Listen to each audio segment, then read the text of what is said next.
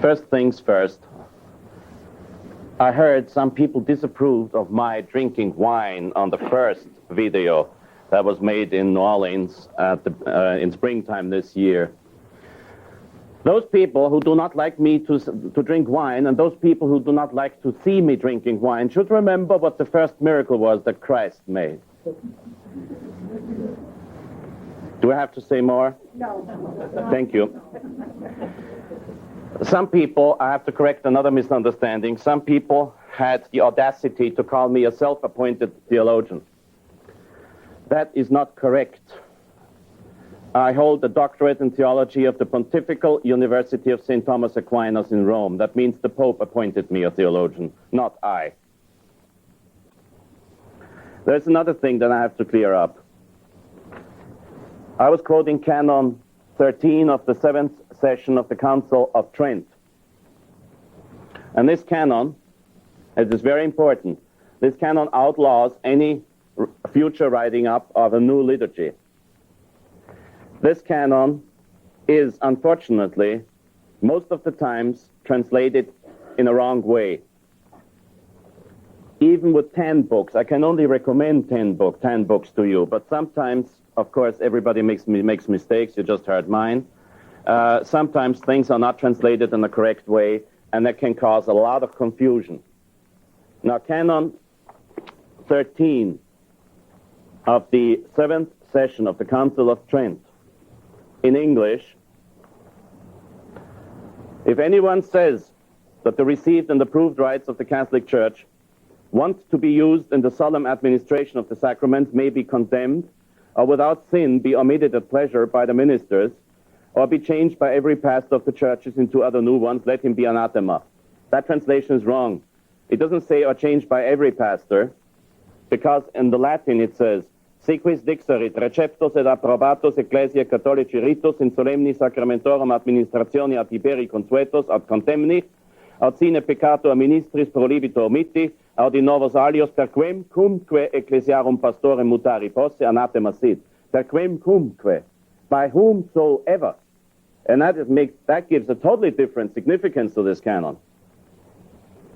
If you say that if anyone says that the Catholic and the received and approved rites of the Catholic Church can be changed by every pastor, you're not saying anything new.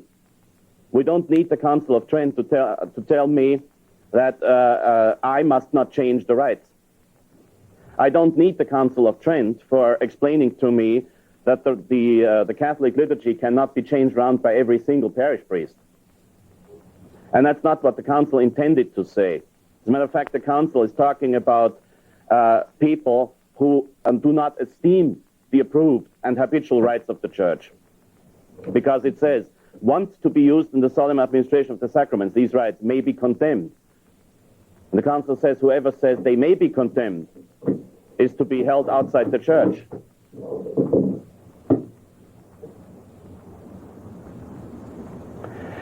The Council of Trent says that whoever says that you can leave out things, something, words, sentences, meanings, gestures in these rites at pleasure by the ministers,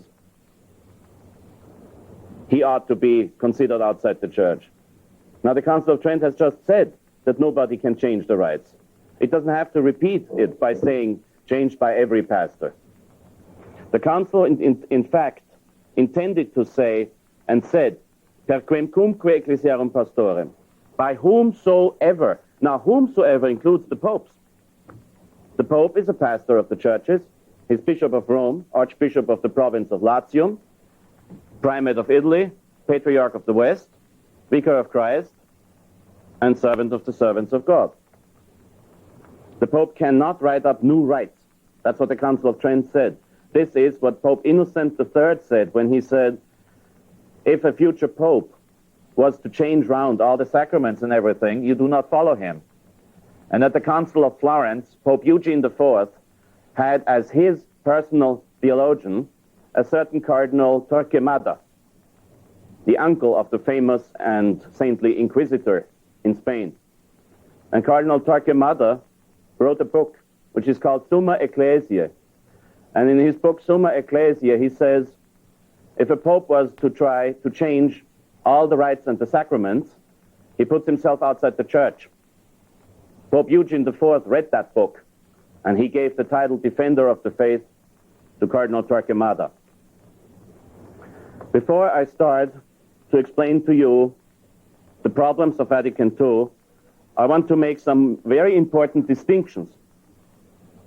I noticed in recent conversations, in discussions, even with famous writers, with famous learned men, very learned men, that there seems to be a great difficulty to apply the distinction of objective and subjective, even by people who are very learned and are quite able to explain the distinction to me academically. Still, they have a problem applying it. So let me make a few distinctions, starting with objective, subjective. Now, the word objective, you can check me. You can check me on everything I say. Check me with the American Heritage Dictionary of the English Language if you don't trust my explanation. Objective means something concerned the object, the thing. Subjective means something concerned the person. So when I pronounce an objective judgment, I judge facts and things, or actions. When I pronounce a subjective judgment, I judge a person.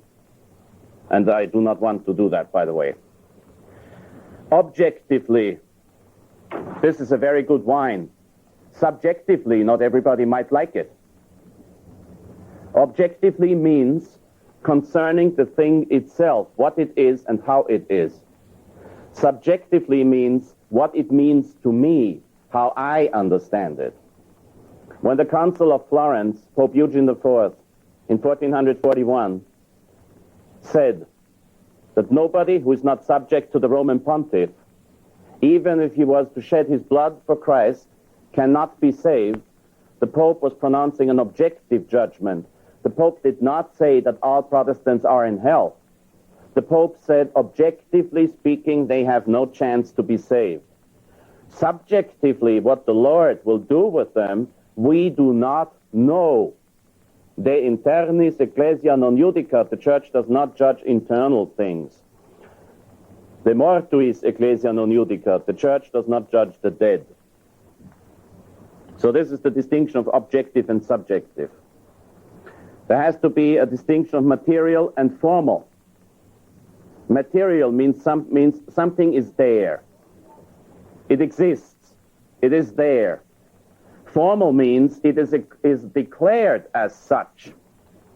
When I say that the present Pope is a heretic, sometimes that causes raised eyebrows and harsh criticisms.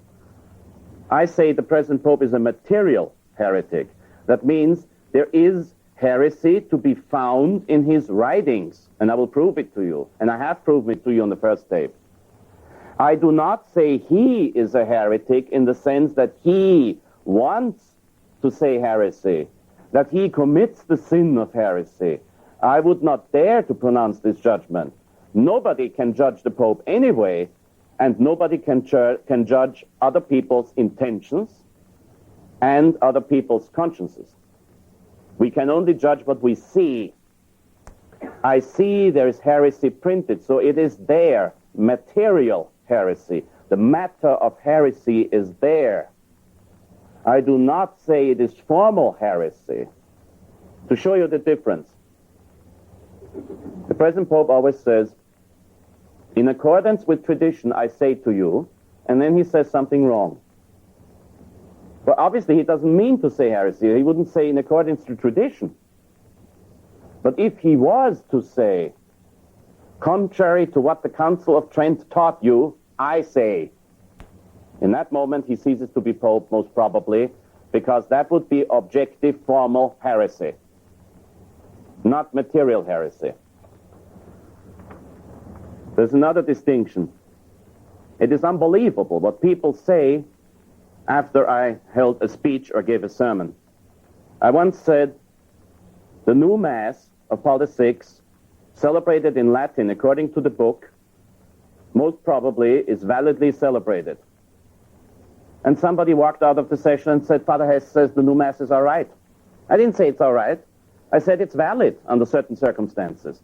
Valid means validity. It takes place. It is there. It is not licit. The question of licity, is it licit or not licit, means is it allowed or not allowed? Under certain circumstances, the new rites of the sacraments may take place as well. That doesn't mean they are allowed.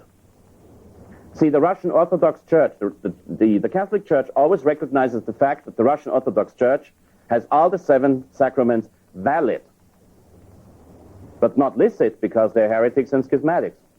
They're heretics because they say the Pope is not infallible, never infallible, and they're schismatics because they say the Pope does not have the primacy. But they celebrate validly. So you have to get this distinction right, valid and licit.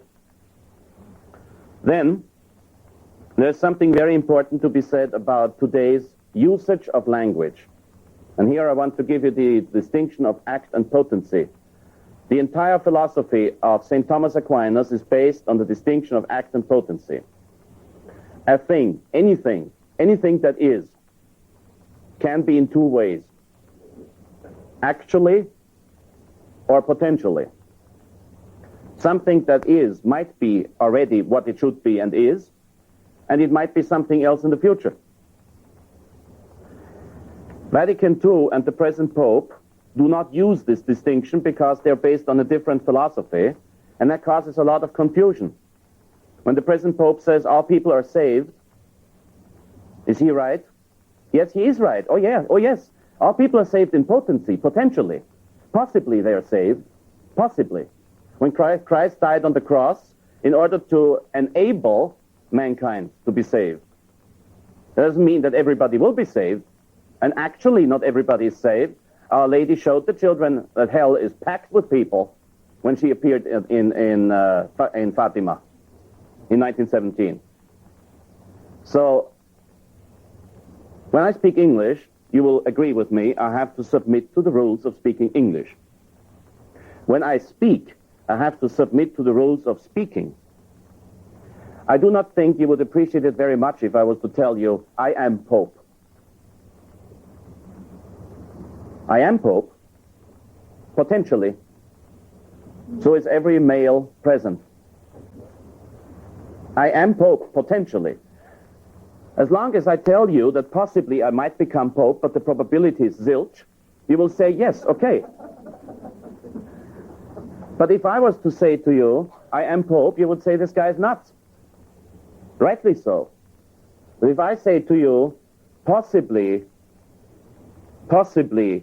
in as far as potentiality, possibility is concerned, Christ saved everybody. He did not, as far as the actuality is concerned, save everybody, because there's enough people who say no. So I try my best to submit to the rules of the English language and to the rules of language, and I request the Pope to do the same. I have a right to request it because he's our supreme teacher, and I have a right to demand from my supreme teacher that he uses the language correctly. So I want him to say, not everybody is saved, only potentially everybody is saved. So far for the distinctions. Then there is a difference between heresy, schism, error, disobedience.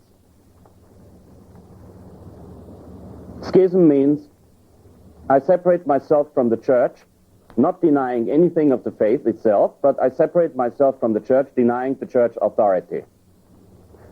If I tell you that you shouldn't listen to the Pope when he says something wrong, I just tell you what Pope Innocent III said. I just tell you what Pope Pius IX said. If I was to tell you you should not regard this Pope anyway, then I would lead you into schism. Do not deny the power of decision to the Pope. Look, President Clinton is president or not? Unfortunately, yes. She is, excuse me, he is president. He is president. Is he the supreme commander of the armed forces of the United States? Yes, unfortunately, yes. We must not deny this. We have no right to deny this. But if he was to tell me as Supreme Commander, that I should disregard the Ten Commandments, I will say, no, sir, I will not. I reject the command. I do not reject his power to give a command. And this is our relationship to the present Pope. We are sorry for what he does, but we do not deny that he is Pope. We do not deny that he has the power. We do not deny that only the Catholic Church is the right church. We do not deny that the Catholic Church has to be led by the Pope as the Vicar of Christ. Anybody of you who denies that is in schism with the Church.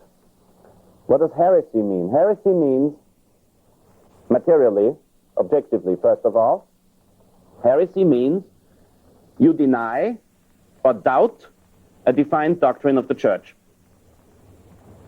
If you say, Our Lady was not immaculately conceived, you're a heretic.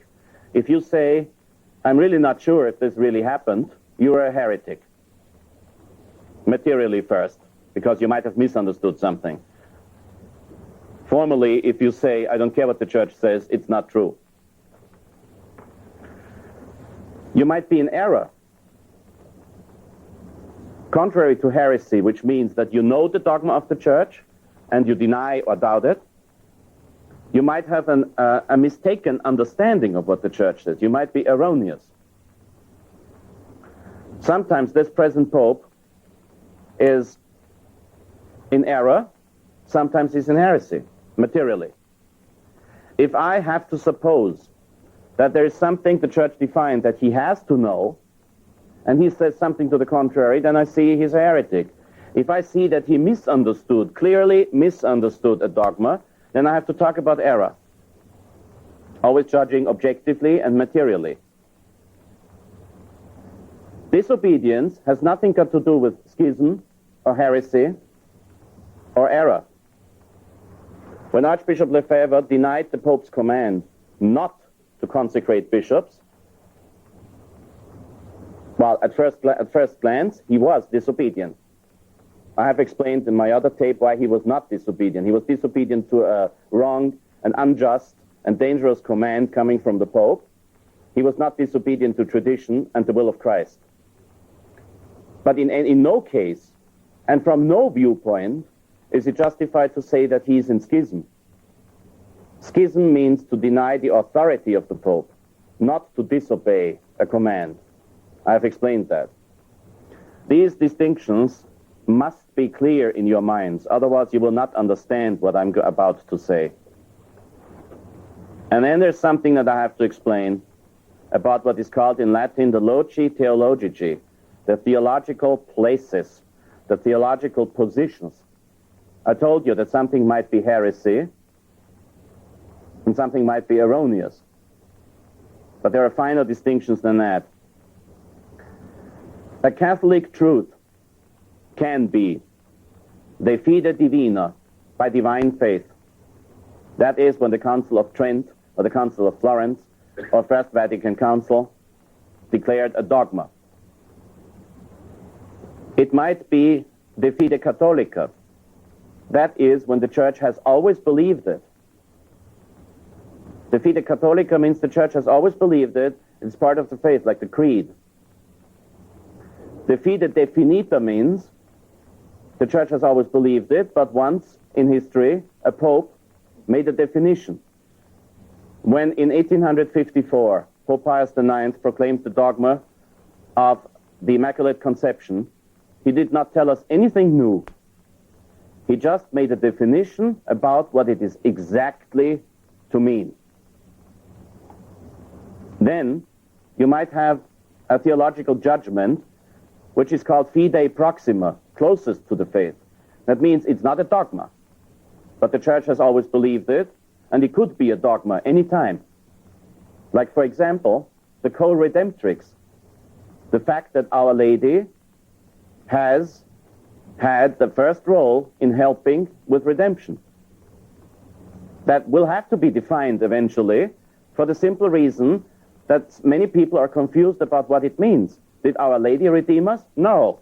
Our Lord did, and only our Lord. Then why may she get the title of co-redemptrix? What does it exactly mean? Well, I'm not the Pope and I won't define it, but the Pope should in the future. But it is a sententia fidei proxima. That means you may not deny it without fear of punishment from God. Then there's a sententia certa. That means it is not actually of the faith, but we are very sure about it. And then there's something which is sententia communis. That means we might not even be sure about it, but everybody says so. Not in the sense of democracy, but in the sense of historical accordance, in the sense that most of the saints agreed on it, most of the theologians in history and church teachers agreed on it, and most of the popes agreed on it. That's a sententia communis. And then you have a sententia probabilis. It is probable, that means. We don't know exactly, but probably that's what it is. Like the old question, what happens in certain circumstances if somebody who is not in the state of grace dies with an act of contrition? The church always said, if he does a perfect act of contrition, he will be saved, but we don't. It's not a dogma. It is most probably so. Most probably he will be saved. It is the sententia probabilis means we don't know any better than what we got here. Probably this is what it is, but we have not yet understood sacred scripture and tradition enough to be sure about it. And then there's the ecclesiastical censures. I've been criticized for calling Vatican II a heretical council, because they said there's many true things in here, many true quotations, and then there are many quotations in here that are definitely not heresy, but just strange, ambiguous, funny, weird. So let me explain these terms to you.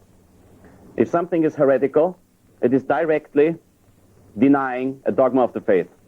If something is heresy proxima, close to heresy, it is not actually denying literally a dogma, but it's coming pretty close to it. If something is erroneous, it is not denying a dogma, it's just making a mistake about it.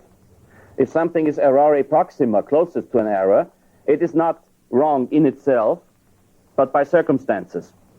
If something is temeraria, it means it's rather daring to say so. In the first document of Vatican II, you will find a lot of things that the Church considers daring. It's daring to say so. What does it mean, it's daring to say so? Now, the fact that priests, in the traditional rite of the Latin Church, say the Leonine prayers after Mass, the three Hail Marys, the Salve Regina, and so on, has been established by Pope Leo XIII. They cannot possibly say it's an ancient tradition, right? But if I was to say, oh, we don't need that, obviously it's not heresy. It was not defined that we have to say it. Obviously it's not close to heresy. Obviously it's not erroneous, because we're not talking about the truth of the faith. If I was to say we don't need the Leonine prayers, I would say something that is daring, because how dare I say it? How dare you say it? And at the same time, it's male sonans. It doesn't sound good. It never sounds good if you criticize tradition. And it is piarum aureum offensiva. It's offensive to pious ears. Somebody tells me I don't give a damn about the Leonine prayers, I'm offended, because I hold them dear to my heart. They're more needed than ever before nowadays. And if somebody really expresses his viewpoints like this, I'm offended. I'm offended in my pious ears, because in my piety, in my submission to tradition, in my accepting what is tradition, in my respect for Leo XIII, I'm offended. And it is scandalous too when done in public, because some other people will be offended and say, what's this guy? What's his authority? How does he dare to say Pope Leo XIII was wrong? Now, I will say to you, in certain circumstances, that John the 23rd, Paul the 6th, John Paul the 1st, and John Paul the 2nd are wrong, and sometimes even Pius the 12th in his actions was wrong. How dare I say it? Well, when I say it, I explain it to you. I do not just say that's a fact and you better believe it. That would be daring and offensive. And this is another censure of the Church. I have to clear up a mistake. a missal in 1570, is not binding to successors. As a matter of fact, one of the most prominent traditionalists in this country said that. Their argument very often is the following. Furthermore, by these presents and by virtue of our apostolic authority, we give and grant in perpetuity that for the singing or reading of Mass in any church whatsoever, this missal may be followed absolutely, without any scruple of conscience or fear of incurring any penalty, judgment, or censure, and may be freely and lawfully used. Nor shall bishops, administrators, canons, chaplains, and other secular priests, or religious of whatsoever order, or by whatsoever title be designated, be obliged to celebrate Mass otherwise than enjoined by us. We likewise order and declare that no one whosoever shall be forced to coerced into altering this missal.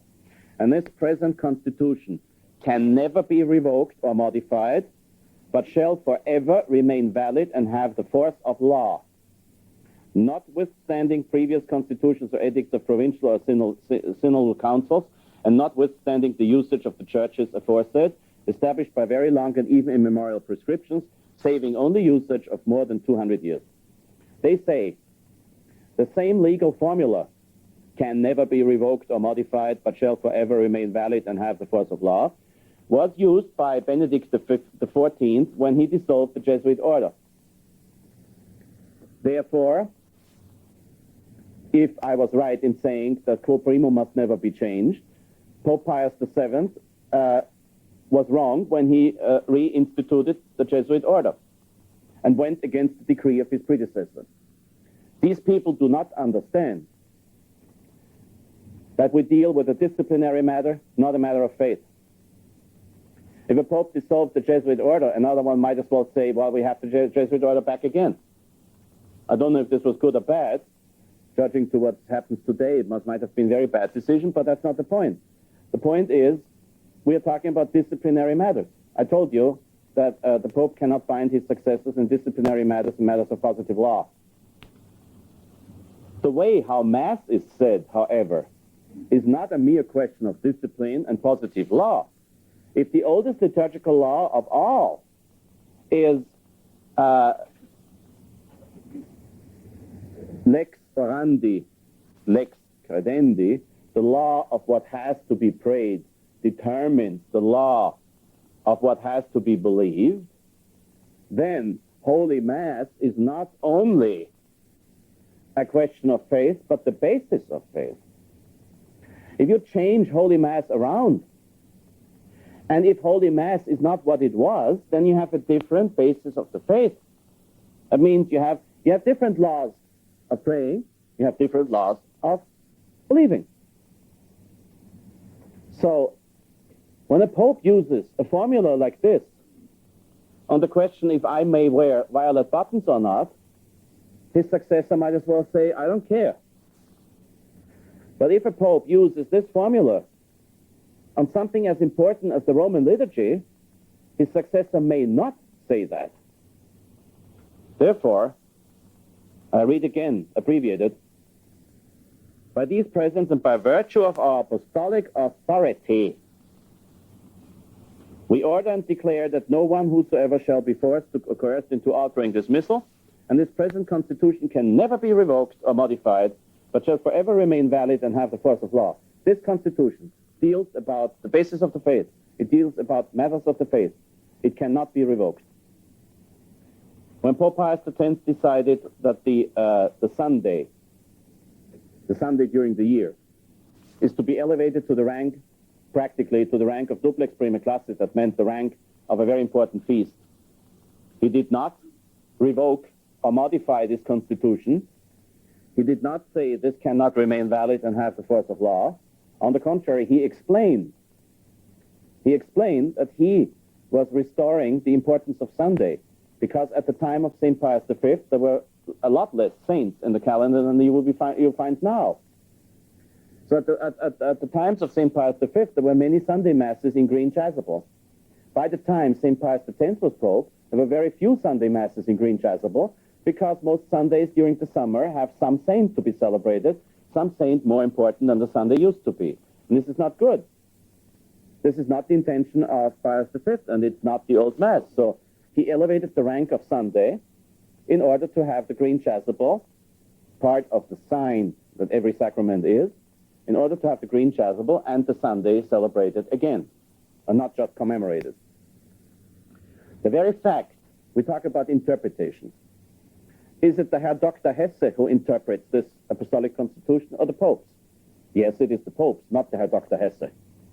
It is not Father Gregory who interprets this constitution. The popes did. And if those traditionalists who say that this is not binding would bother to read all the decrees that you find in the Roman Missal of St. Pius V, issued by his successors, including John the 23rd, you will see that the popes interpreted Quo Primum as something unchangeable.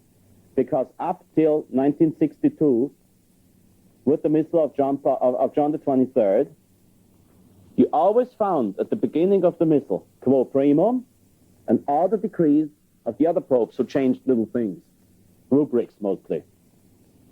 And the popes who dared to change things in the Missal, even if it was only minor rubrics, explained why they did it.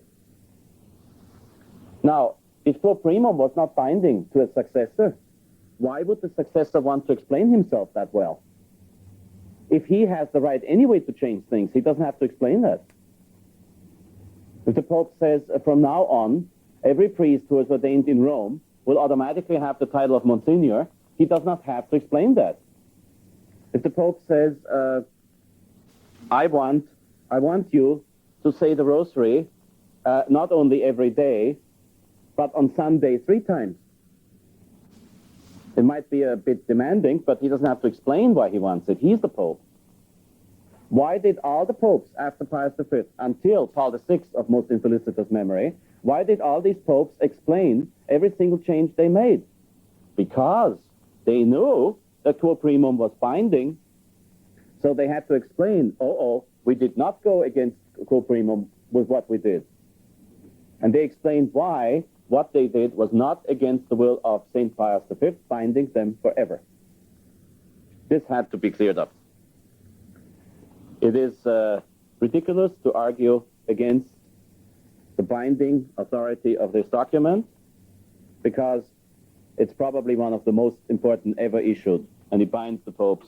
It binds the popes because of the Canon 13, the 7th session of Council of Trent, because of In Junctum Nobis by Paul IV that said we hold steadfast to all traditions, because of the tradition in the Church, because of the oath of incoronation, and because of all the teachings of all the popes until 1958. The teaching of the popes, what does that mean? What is the authority of a pope teaching? A pope can teach in an extraordinary magisterial manner or in an ordinary magisterial manner. A pope may define a dogma or condemn a heresy, binding every single Christian, not only in his conscience and obedience, but by his divine faith. Even in the new Code of Canon Law, this rule has been maintained, believe it or not. Now, what's the difference between extraordinary and ordinary magisterium? The ordinary magisterium is when the Pope, in a non-solemn way, decides on moral issues or teaches theology. He teaches something about the faith. Pius XII, in the 1940s and 50s, was faced with modernist priests and bishops who said, we only have to believe the Pope when he pronounces a dogma. They said we don't have to believe and obey the Pope in the other things. Now, usually mankind has a tendency, just like a pendulum, one extreme to the other. Either it's far right or far left. Either it is beyond what is right or it is not reaching what is right. There are many people in this country who are really downright what should be called paperlists. If the Pope tomorrow dyes his hair green, I will do it too.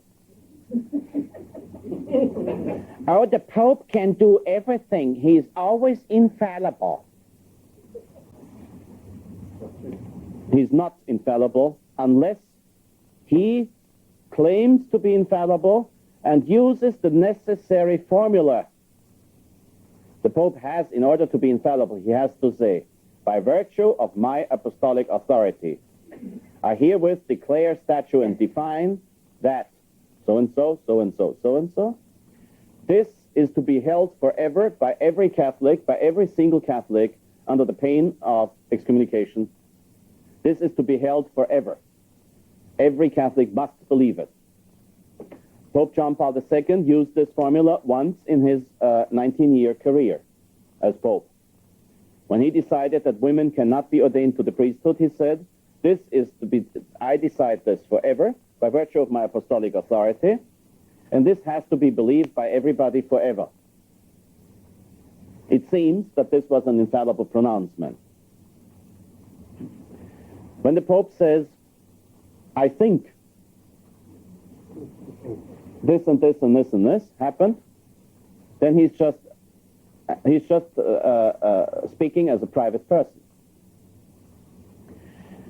Pius XII said in his encyclical Humani Generis concerning some false opinions which threaten to undermine the foundations of Catholic doctrine, in number 20 he says,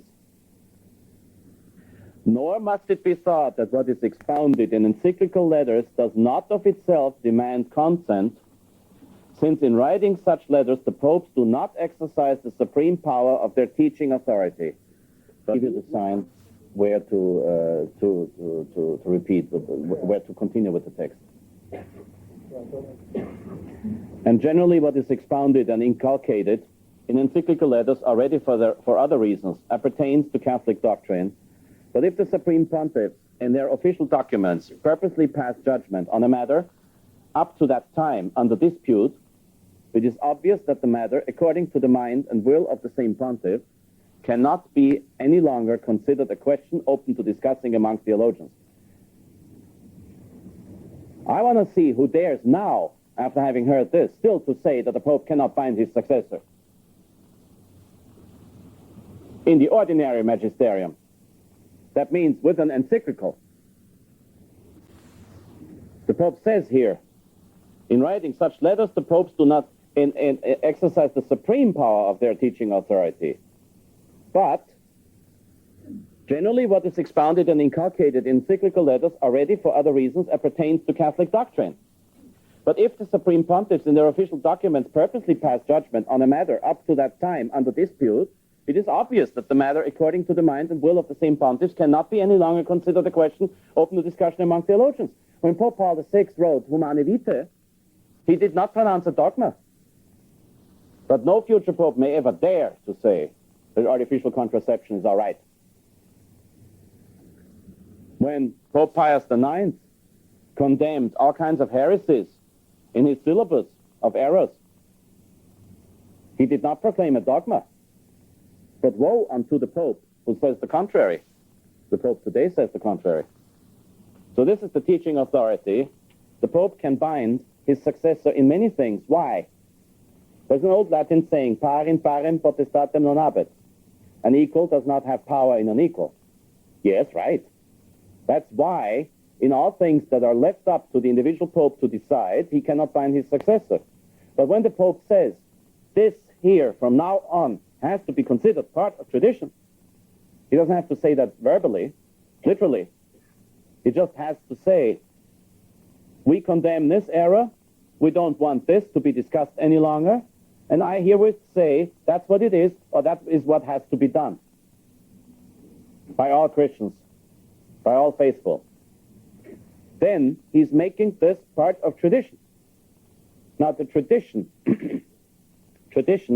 does not grow, tradition does not know change. We'll talk about this in the next session. Tradition is something that has been concluded with the death of the last apostle. So the Pope does not add anything to tradition. He just says, this is part of tradition, this always has been part of tradition, and now that he has said that, no successor may say anything to the contrary. Never, ever. When the Pope in 1950 made the Assumption of Our Lady a dogma, again he did not say anything new. The apostles were witnesses to the empty grave. The Church has always believed that Our Lady is in heaven with body and soul. And even before Pius XII proclaimed it a solemn dogma, Pius IX would not have had the right to say, no, this is not true. He would have put himself outside the Church. The popes are absolutely bound to tradition. And this is the reason why Vatican II is unacceptable.